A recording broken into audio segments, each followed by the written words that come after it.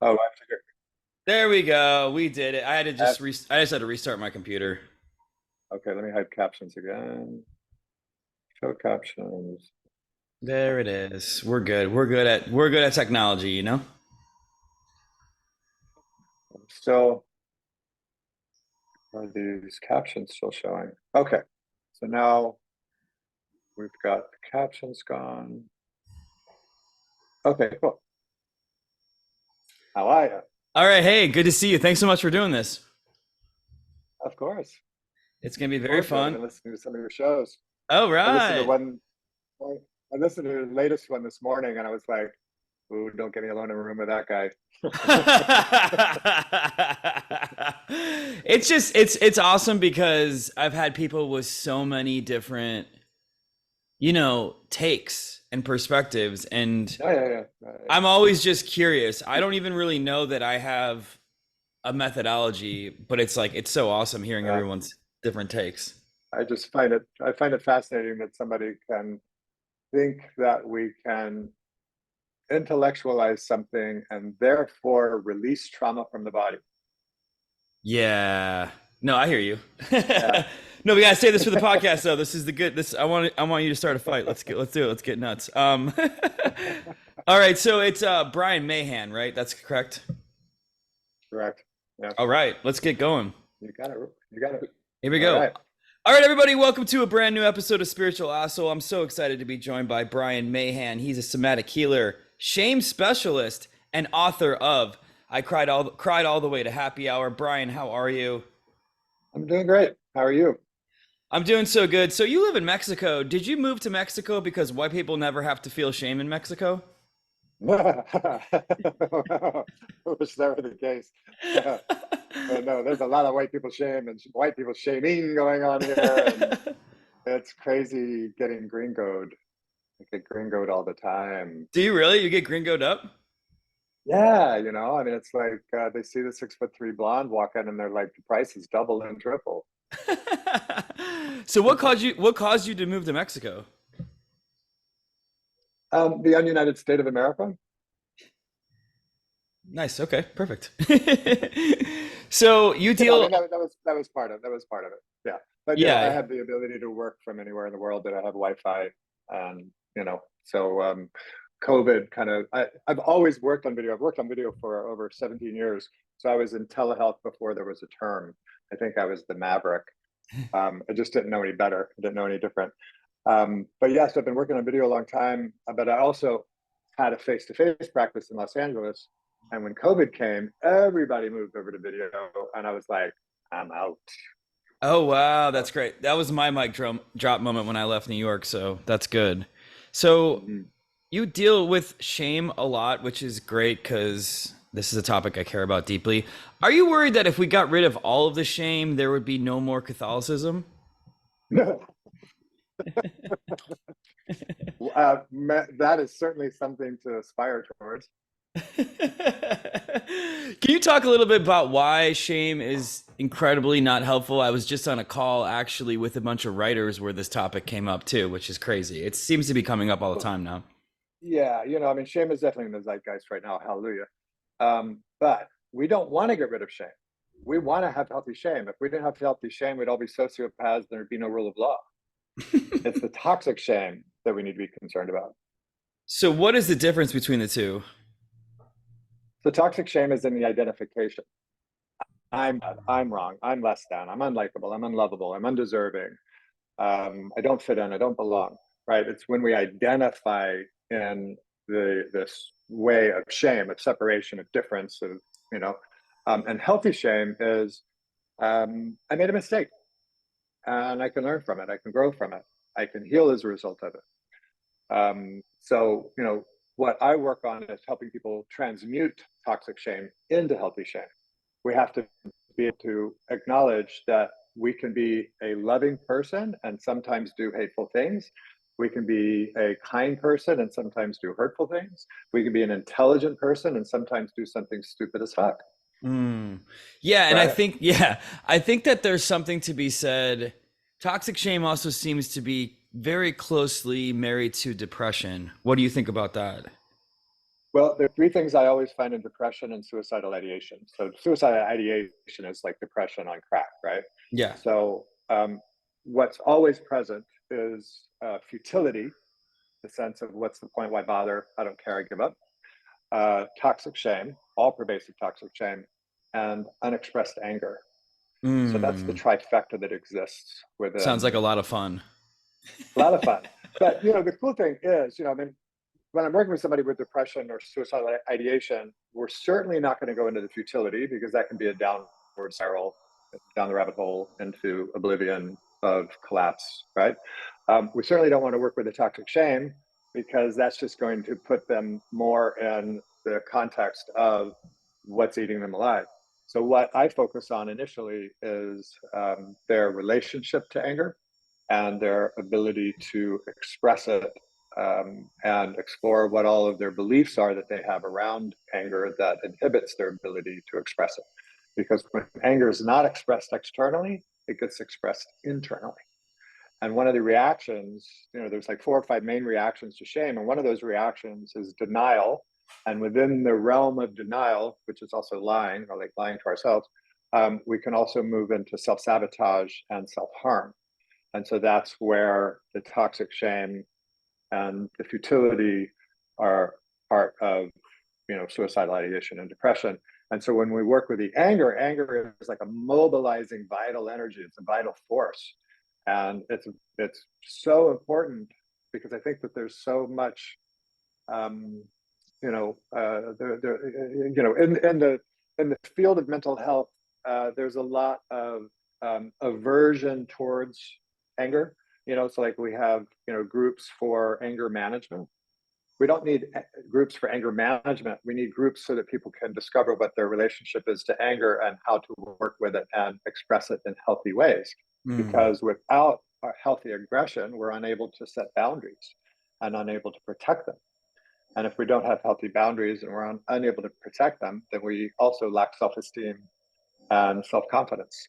So anger is part of self-esteem and self-confidence. Yeah, I like that. So, what does healthy anger look like, though? Because would you say a really upset Los Angeles or a Las Vegas Raiders football fan is that healthy anger? Like, what does that actually look like? Because I'm always wondering. Sometimes I'm with you that repressing it's not good, but also being hair triggered and pissed off all the time, which I grew up with a lot of male figures like that. That also feels really not okay, too. Right, right.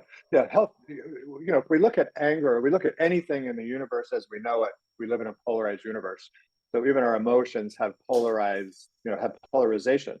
So we have the two opposite ends of the scale.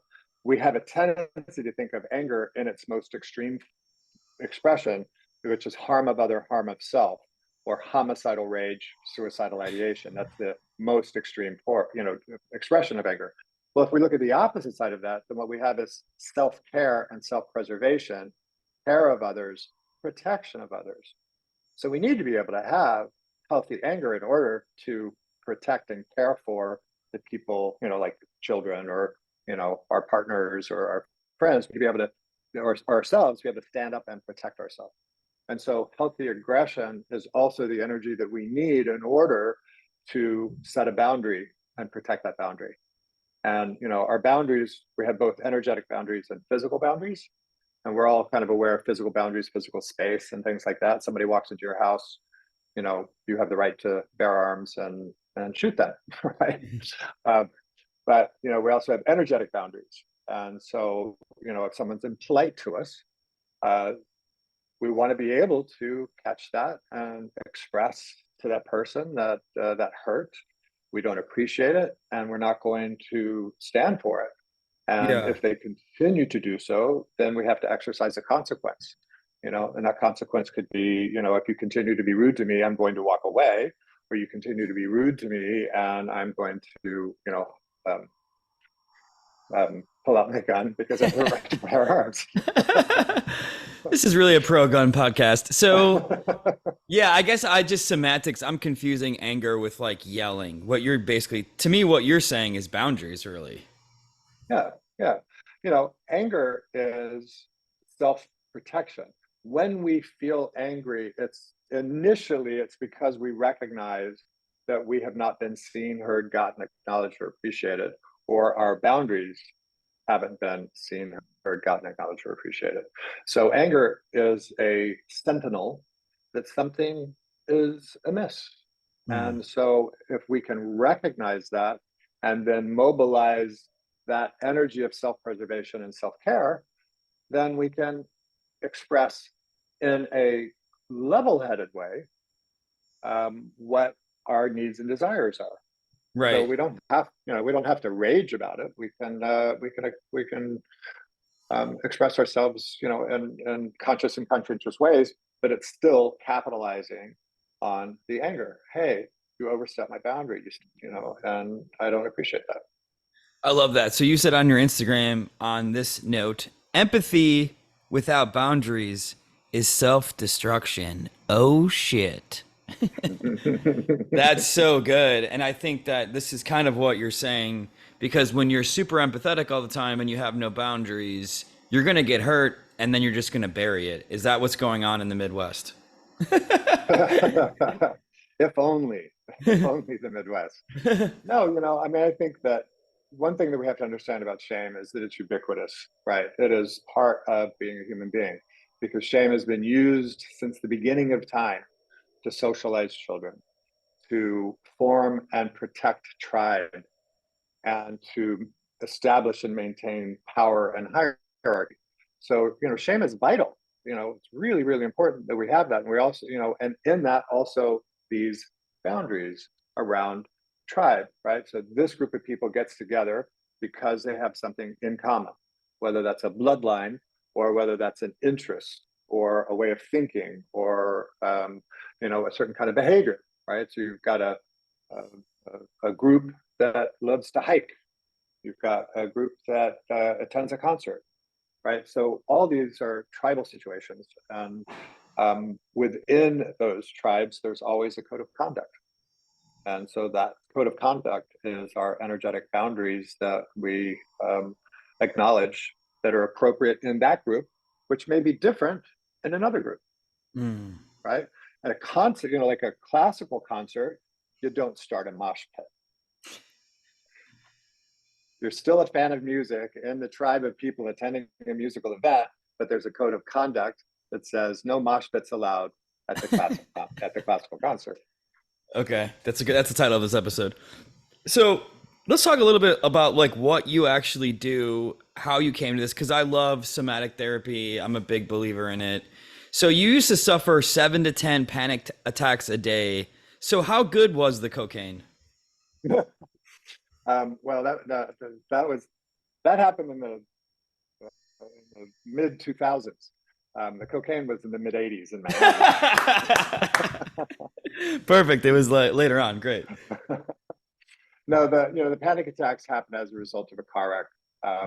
I didn't attribute it to the car wreck because they started happening sometime after the car wreck, and I kind of walked away from it, even though logically there's no reason why I should have.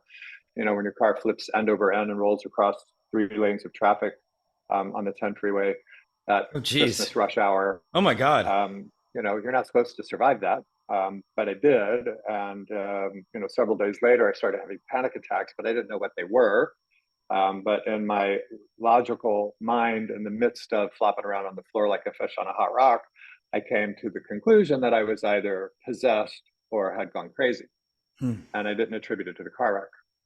And ultimately, I got into this work because I finally peeled myself off the floor. I got across town to my first point in health at the time, Dr. Connie, and I asked her for a referral for an exorcist. No way. Really? That's awesome. That should show everybody just really quickly how far we've come. Is thank God nobody anymore is like something's wrong with me. The devil's inside of me. Oh, that's not true because I just did an interview for Universal Pictures for a podcast that they have coming out that's in alignment with one of their franchise movies, horror movies, let's say. I don't know how much I can talk about it now because it hasn't been released. But we did an episode about exorcism because in the last 10 years, the Catholic Church has had to exponentially increase the amount of priests being trained in exorcisms because of the increase in demand Oh my God. Okay, my bad. Never mind, guys. Just listen to our podcast more. It's okay. You don't have to go get the devil out of you. But so they were asking me, the question was, is it possible that people who think they may be possessed are actually struggling with panic and anxiety? Which was my story exactly, right? Yeah. Not to mention the fact that it was kind of compounded because my parents took me to see The Exorcist when I was 8 years old. Now, if a movie theater is handing out barf bags on the way in, why are they letting children in? Yeah. Right? I don't That want to see movie that movie changed right my now. life. Yeah. Yeah, That no. movie changed my life. Yeah. I mean, they couldn't leave me alone in the house till I was 18. And we lived in a haunted house with an elevator. It's like, what were my parents thinking? Okay, so from there you got is this when you first dove into somatic therapy then? Yeah. So instead of an exorcist, I was referred to a somatic experiencing practitioner. And in 3 sessions, my panic attack stopped. And Wow. within 2 weeks, I started the training. I was like, I don't know what voodoo this is, but I want to figure this out. And I want to continue with it. And if there's a way that I can help other people have a similar kind of experience that I did, then that's what I want to do. And so now here is 20 years later, I've had the great, um, you know, gift of being able to help thousands of people worldwide because I've had an international practice for 18 years now. So can you talk specifically about what that doctor did for you and how you're able to free yourself from that? Sure. Well, first of all, you don't necessarily need to be a doctor to be a somatic experiencing Oh practitioner. yeah, whatever. Yeah, yeah. Yeah, but Dr. Connie is the one who referred the trauma specialist. So basically, what we're looking at is trauma, and I look at as shame is also trauma. But when we look at trauma, we have to change the focus. And this is where, I had said in the pre-show that I listened to your most recent podcast with somebody who, basically gave the formula that if you just really think about it and revisit your past traumas, that somehow that is going to release it from your body. Or if you really think about it, it'll release it from your body. We have to recognize that trauma is a physiological condition, not a psychological disorder. If we can become traumatized before we can think and speak and reason, so when we're preverbal, precognitive, preconceptual, when we're infants, if we can become traumatized during the birth process, if we can become traumatized before we can think and reason, then obviously there's another system in place, not your higher brain, it's your lower brain. It's your lower brain, your early detection warning system, that part of your brain that is focused on your survival. And it governs the nervous system. And so, in order to effectively work with and heal trauma, not just compartmentalize it or reframe it, which a lot of different types of approaches do. And then, like your friend on the other podcast was talking basically about immersion therapy, which can actually be re traumatizing. So, kids, don't try this at home. We're gonna But start a fight. This is great. You two cage match. Let's do this. but yeah, so we have to look at it as physiological because the higher brain wasn't involved in the process and birth trauma, and it wasn't involved in the process when you're 1 years old and like your previous guest said, was let to cry it out, uh, you know, without getting the attention it needs or he needed. So when we can recognize that it's physiological, when we can recognize that what we have to do is actually work with the lower brain function and its governance of the nervous system, then we can get into the realm of how it is held somatically in the body, in the nervous system, the dysregulation, the holding patterns, the miscommunication that can occur between the lower brain, middle brain, and higher brain, and how the body and the nervous system react and respond to threat and stress. So, working somatically, we might work with the narrative, but in a very different way. Our goal is not catharsis. Catharsis is just an emotional release, and then the pressure valve on the on the what's it called, the pressure cooker, right, just closes and it builds again, right?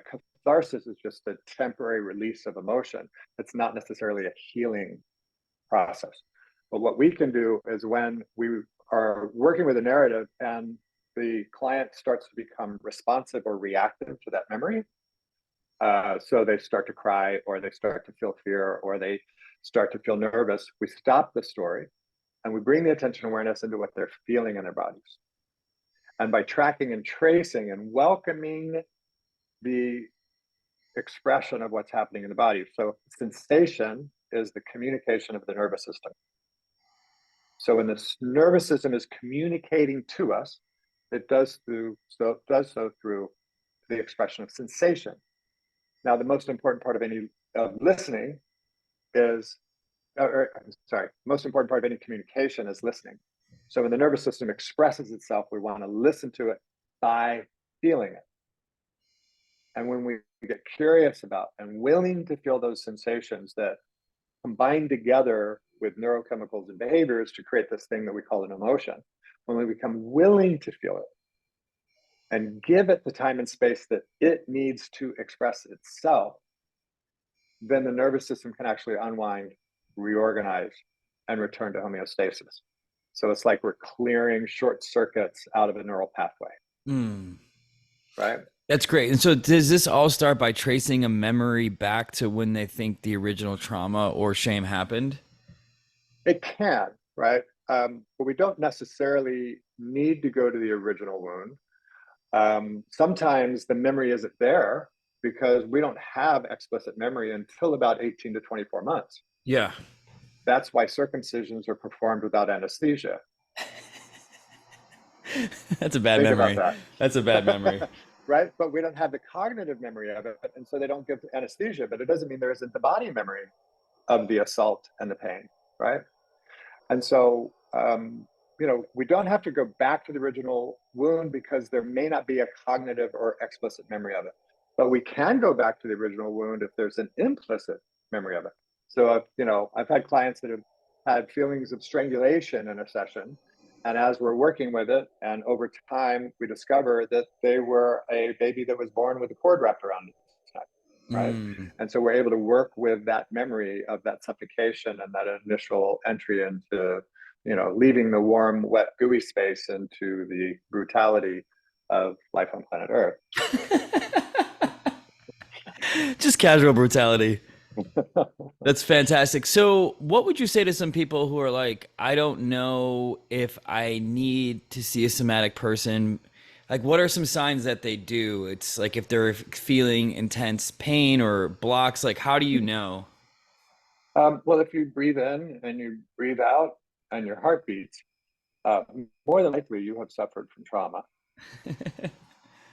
Yeah, totally. We have to understand. So let's look at what trauma is. Okay, so trauma is anytime the nervous system goes into arousal, right? And is then that energy of arousal, right? Anything that goes up must come down. So if that energy of arousal is unable to unwind and discharge, then that's a traumatic experience.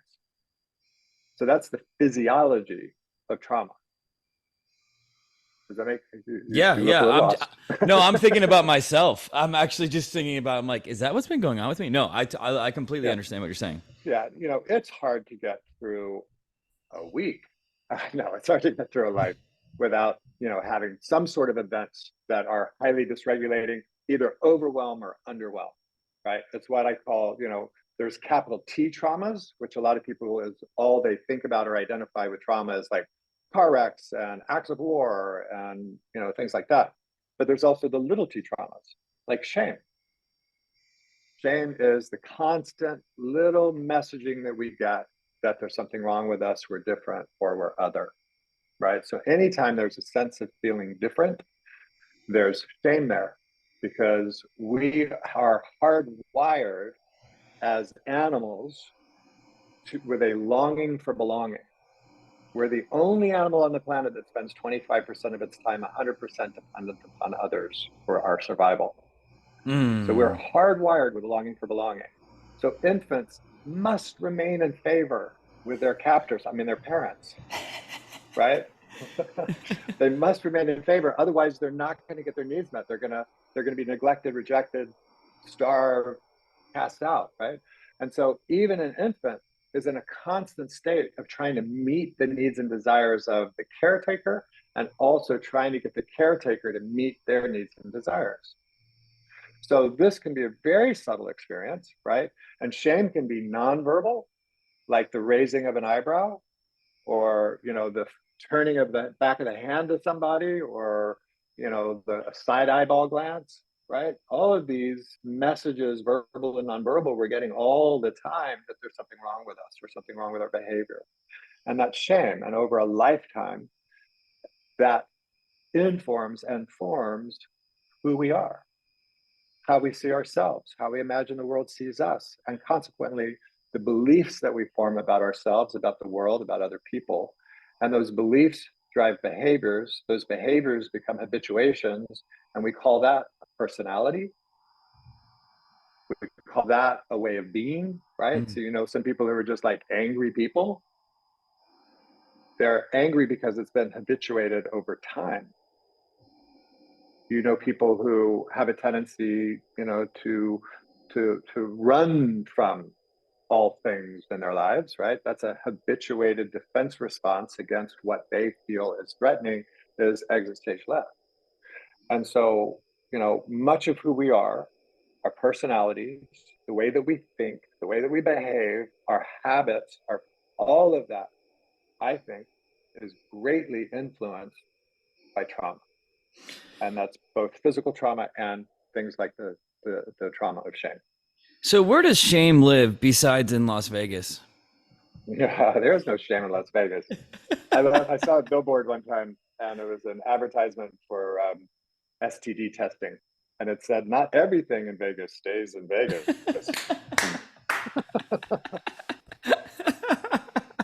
It travels with you. So where in the body are you finding most people holding trauma and shame? Because Okay.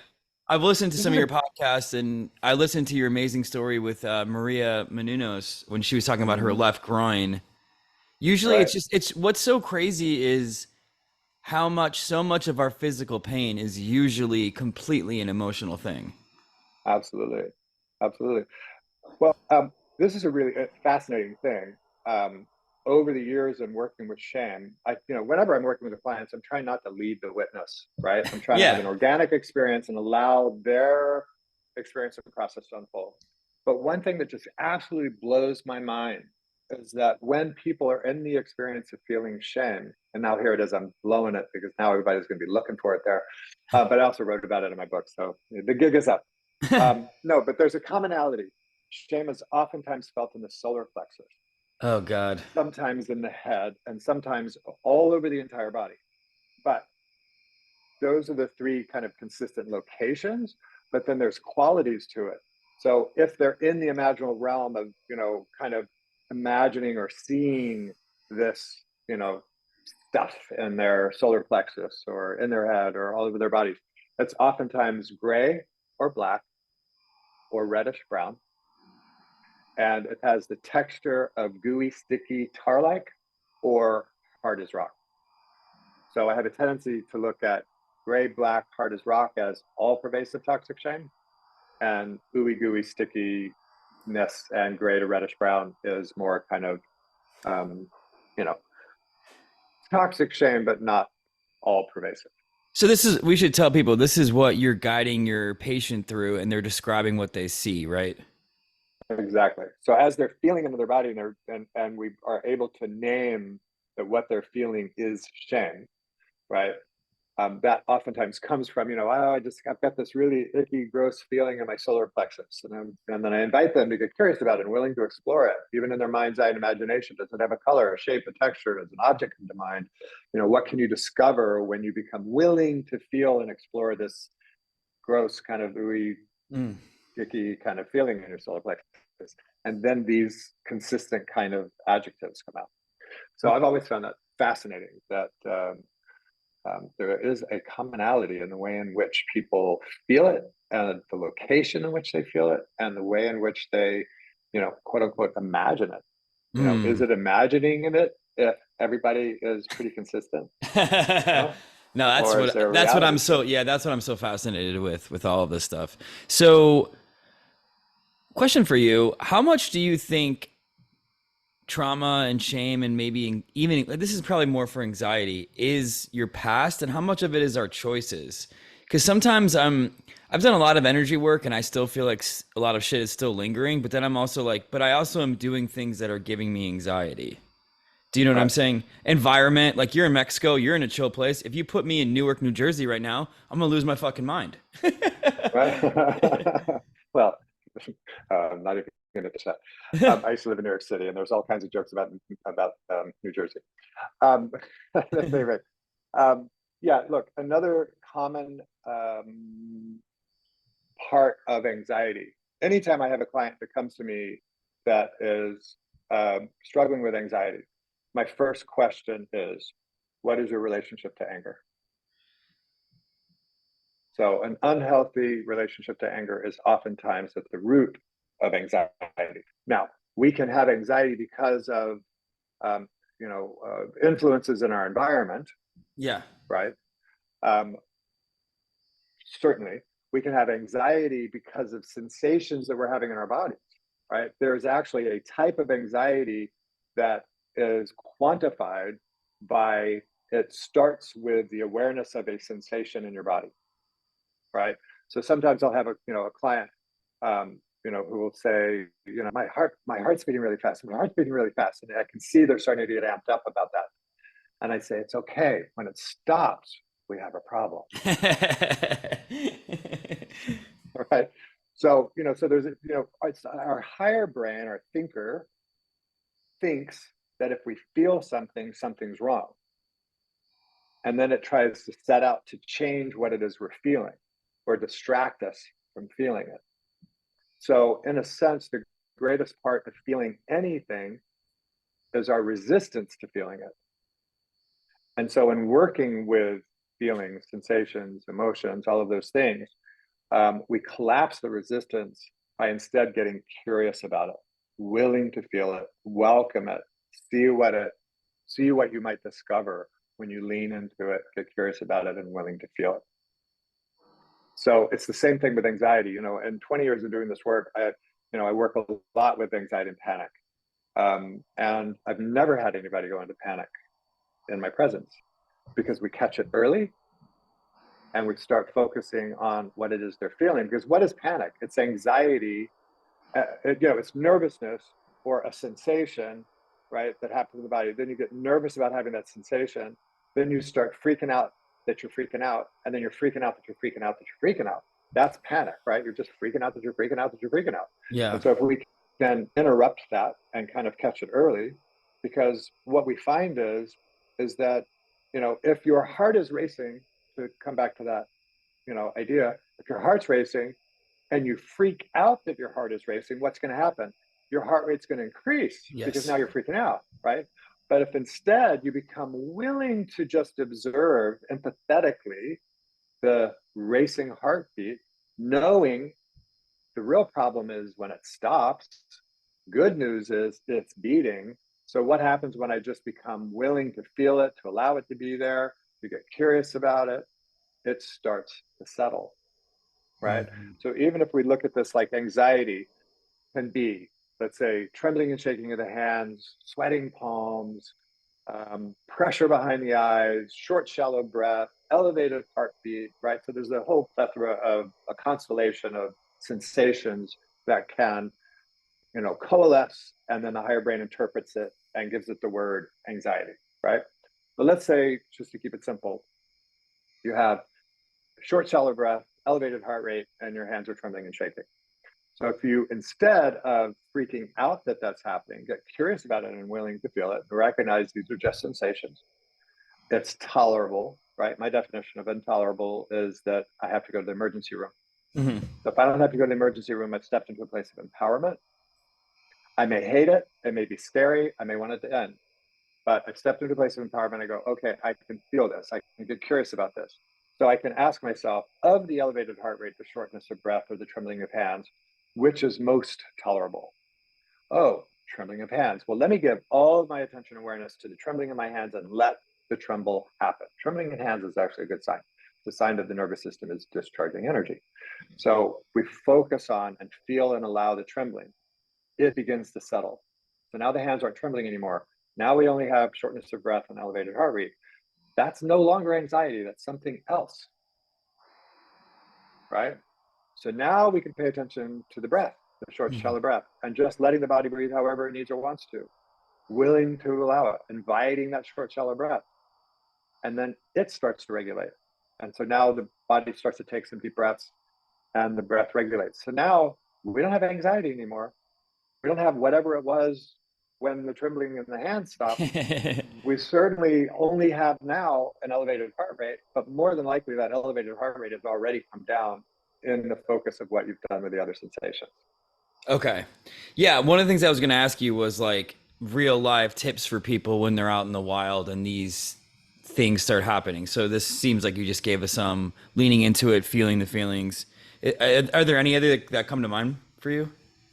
Well, yeah, resourcing, right? So part of what we need to do is embrace what we are feeling by breaking it down into sensations. And I can give you researches to show why that's so important. But we want to be able to take this overall conceptualization, anxiety, sadness, fear, vulnerability, shame, whatever, and break it down into the ways in which we are individually feeling it in our bodies in that moment in all of its various sensations. That can help start to settle the nervous system because what? We're paying attention to it. We're not fighting it. We're not running from it. We're welcoming it and exploring it. So things can start to settle there. Then we can move our attention and awareness to a resource. Now, we may not find that in those moments there's anywhere in our bodies that feels good or pleasant or spacious or flowing or alive or vital, because the only thing we're focusing on are the symptoms that scare us or feel uncomfortable. So we might shift our attention and awareness to something outside of us Hmm. that gives us a sense of well-being, safety, calm, peace, etc. Spend some time focused on that, right? That object in the room, or looking out the window and looking at the trees, or whatever that may be that you find as an external resource. Then when you notice something shift and change in the way that you're feeling because your attention's gone out there, come back to what you're feeling. Lean and get curious about, well, what's here now, right? So we just kind of pendulate in and out of what we call the trauma vortex and the healing vortex, or a resource. Now, there's one great resource, which along the lines of mindfulness, I actually don't like the term mindfulness. I would like to more think of it as mindlessness, because everybody talks about being present, being in the moment, but nobody talks about, well, what the hell does that mean and how do you get there? Well, the neurobiology of being present in the moment means that you are fully oriented to your external environment and internal environment through your five senses. Because when you are paying attention to that which you can see, that brings you a sense of safety, calm, peace, relaxation, to that which you can hear, that gives you a sense of well-being, sound of laughter, kids playing in the playground, the wind in the trees. If you can smell the things that, again, give you a sense of well-being, cut grass, or imagine smelling the ocean, or whatever that is, right? And you feel the sensations on your skin, the weight of your sweatshirt, the headphones on your ears, the difference in temperature of your face, hand exposed, and the rest of your body that's covered.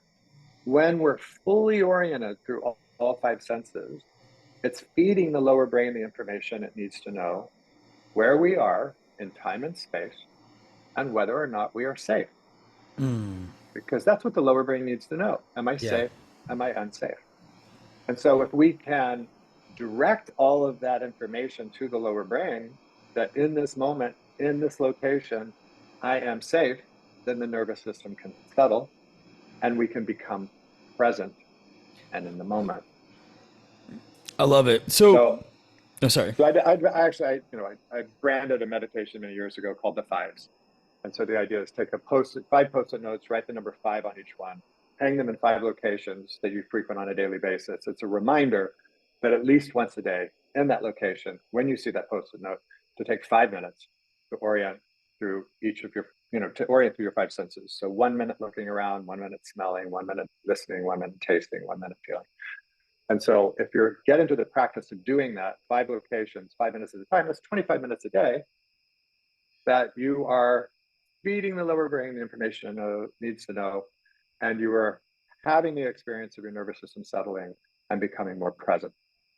Now, once you've developed that musculature, you can do that when you leave one room and walk into another room, when you leave your house, before you get in the car, then you do it when you get in the car, then you do it when you get out of the car, then you do it when you walk into the restaurant, right? So it's a way of being present, being That's fully aware of your environment. I love that. So what do you say to somebody like me who's a little concerned that there are some beliefs that are still stuck or trauma that's still stuck in my body, despite the fact that I've done probably more energy work than most humans? Like, I don't want to feel like something's holding me back. That thought actually terrifies me a little bit. So what do you think about that? What's your take? Well, I think we have to recognize the malady so that we find the right modality. I love energy work.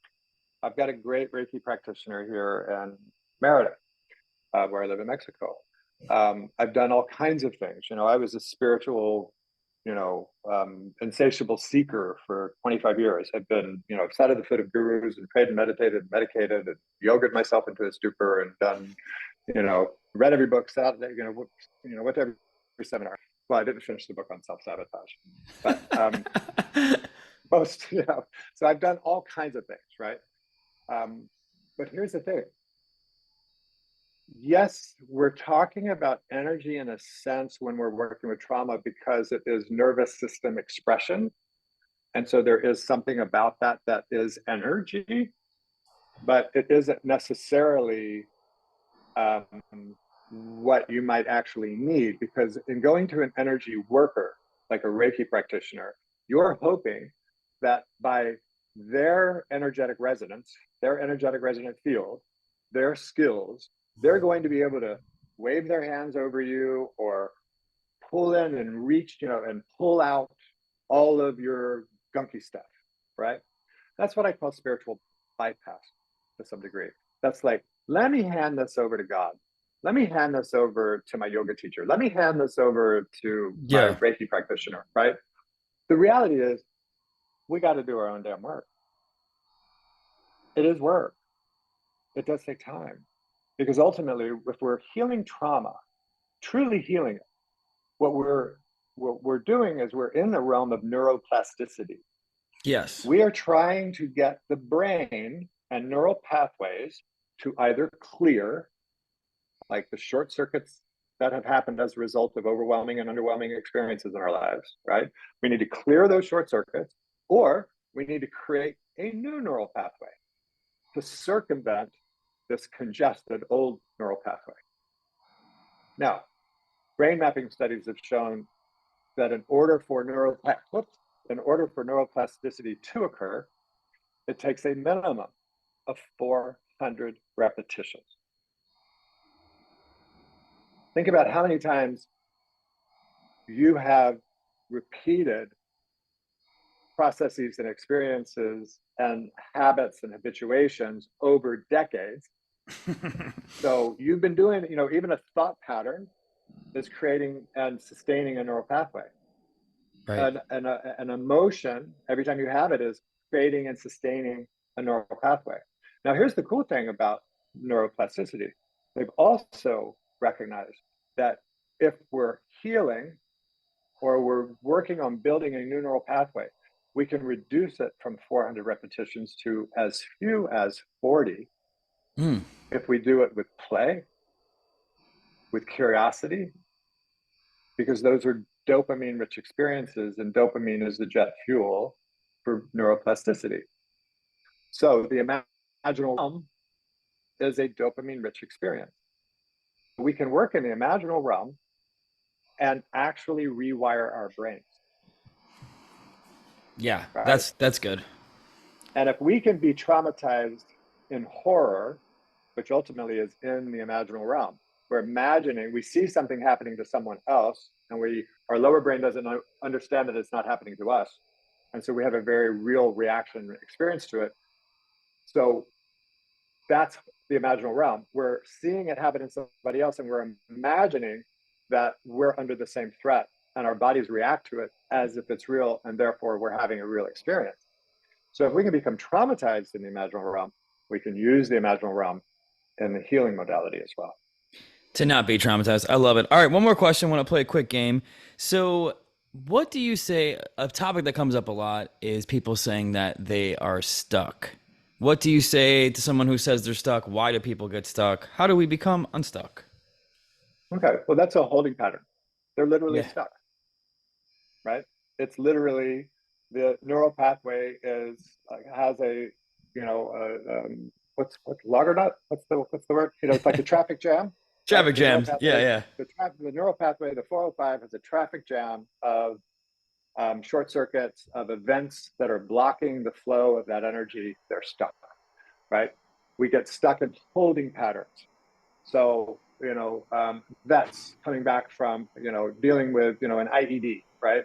They get stuck in a holding pattern of the flinch that their bodies went through in response to the explosion. And that can show up as Tourette's, Mm, right? They're the misdiagnosis is Tourette's, but what they're doing, shit. their nervous system is stuck in this reactive response.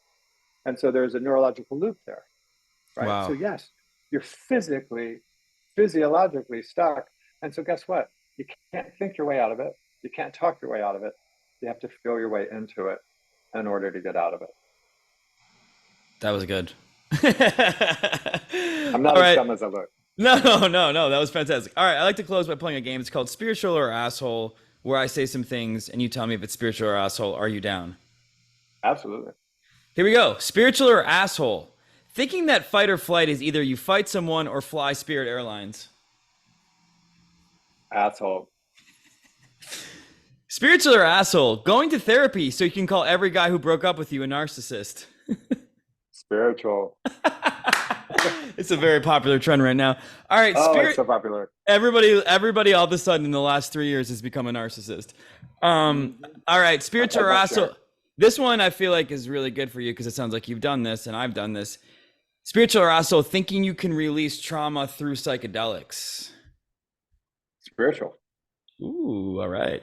Spiritual or asshole, saying I'm having a really hard time with this emotion. I'm either traumatized or super horny. Spiritual. Spiritual or asshole, the idea of trauma bonding. Do you believe in that? Absolutely. Been there, done that. Spiritual or asshole, feeling the pain of an experience, but every time you feel it, it's too painful because it was your friend's a cappella show. Spiritual. Spiritual or asshole, thinking that you have to be a certain attachment style in a relationship. Spiritual. Spiritual or asshole, holding your newborn baby in your arms and saying for the first time, I'm going to fuck you up for life. Asshole. Spiritual or asshole, saying at the end of a therapy session, so did I win therapy or what? Spiritual. All right, last question I ask everybody. If they can tell people one thing to tell themselves all day long, what would it be? Um, what would it be? Um, become curious and willing to feel what you're feeling. That's really good. Become curious to feel. Yeah, I love that. All right, well, this was fantastic. Do you want to tell everybody where they can find you? Obviously in Mexico, but you're also virtual. Yeah, I'm everywhere all at once, and neither here nor there. Um, I am everywhere at Brian D. Mahan SEP. So that's my handle everywhere. My website is briandmahan.com. And you got your book. Don't forget about your book. And my book, I Cried All the Way to Happy Hour, What to Do When Self-Help or Talk Therapy Haven't Really Helped, is available on Amazon, on Kindle and paperback, and the Audible will be coming out in hopefully a couple of months. All right. That's amazing. Well, this was so much fun. Thank you so much. Oh, such a pleasure. Great meeting you.